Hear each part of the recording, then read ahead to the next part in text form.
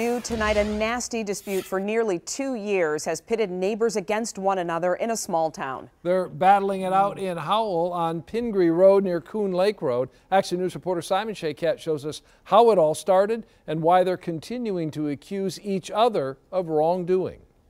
People living in this quiet community say they've had many sleepless nights, the result of a 2-year ongoing feud that seems to have no end in sight, and it deals with this wall and so much more. They're kind of curious animals, so they just walked over there. Casey Falcon says when his chickens and goats first wandered next door, he never dreamed it would lead to a nightmare for him and his wife, Amber. She had animal control come out then, and she wanted to sue me for those as well. She's not even here 80% of the time. I don't understand. Soon after, feathers were ruffled. The Falcons say a huge wooden fence went up here off Pingree Road in Marion Township.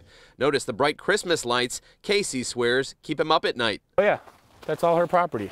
It spiraled well beyond a war of words with neighbor Janet Godfrey, who's also telling her side of things. Janet says the Falcons' animals relieve themselves in her yard, and she's afraid of Casey, a retired Marine who shoots target practice and has a military flag that says, "Don't F with me." So at that point, I was like, okay, I was saying to my family, like, I can't live like this. Janet says she's not egging on her neighbors, but won't turn off the lights either. Sheriff's deputies, animal control, and the township are fielding complaints that seem to be endless. While Janet isn't planning to leave, she says she's come close to flying the coop more than once. I have literally left my home on 3 occasions being afraid of them.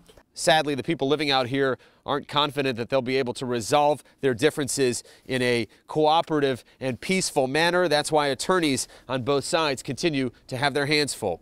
Simon Shaycat, 7 Action News. Thank you, Simon.